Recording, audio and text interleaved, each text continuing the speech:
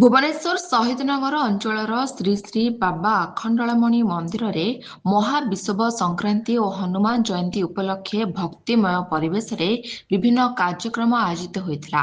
ଏହି ଅବସରରେ ମନ୍ଦିର କମିଟି ପକ୍ଷରୁ ଶ୍ରଦ୍ଧାଳୁମାନଙ୍କ ପାଇଁ ସକାଳ ସମୟରେ ଦହିପଣା ଏବଂ ସନ୍ଧ୍ୟା ସମୟରେ ପାରମ୍ପରିକ ବେଲପଣା ବଣ୍ଟନ କରାଯାଇଥିଲା। ପବିତ୍ର ପର୍ବକୁ ଉଦ୍ଯାପନ କରିବା ପାଇଁ ମନ୍ଦିରରେ ଦିନଭରି ଭକ୍ତମାନଙ୍କର ଭିଡ଼ ଲାଗିଥିଲା। ବିଶେଷ କରି ପଣା ପିଇବା ପାଇଁ ବହୁ ସଂଖ୍ୟକ ଶ୍ରଦ୍ଧାଳୁ ମନ୍ଦିର ପରିସରରେ ଜମା ହୋଇଥିଲେ, ଯାହା ଅଞ୍ଚଳରେ ଏକ ଉତ୍ସବମୁଖର ପରିବେଶ ସୃଷ୍ଟି କରିଥିଲା।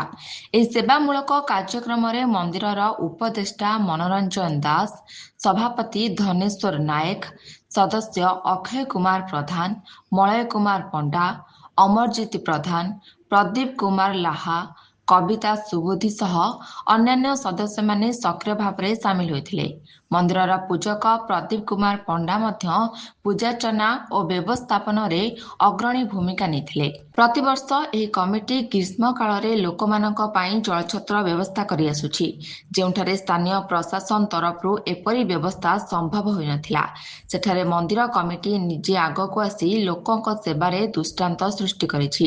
କମିଟି ପକ୍ଷରୁ ସୂଚନା ମିଳିଛି ଯେ ଆଗାମୀ 2 ମାସ ପର୍ଯ୍ୟନ୍ତ ଏହି ଦହି ପାଣି ବଣ୍ଟନ କାର୍ଯ୍ୟକ୍ରମ ଜାରି ରହିବ। ତଦୁପରି ଭବିଷ୍ୟତରେ ଆହୁରି ବିଭିନ୍ନ ସମାଜସେବାମୂଳକ ପଦକ୍ଷେପ ନେବା ପାଇଁ କମିଟି ପ୍ରତିବଦ୍ଧ ଥିବା କହିଛନ୍ତି ସଦସ୍ୟମାନେ। ସମୁଦାୟରେ ଏହି ପର୍ବ ଅବସରରେ ମନ୍ଦିର ପକ୍ଷରୁ କରାଯାଇଥିବା ଏହି ପ୍ରୟାସ ସ୍ଥାନୀୟ ଲୋକଙ୍କ ମନରେ ସେବା ଓ ଏକତାର ସନ୍ଦେଶ ପ୍ରସାର କରିଛି। ଏମିତି ସବୁ ଖବର ଦେଖିବା ପାଇଁ ସୀତାରାମ ଟିଭି ଓଡ଼ିଆ ସହିତ ଯୋଡ଼ି ରୁହନ୍ତୁ।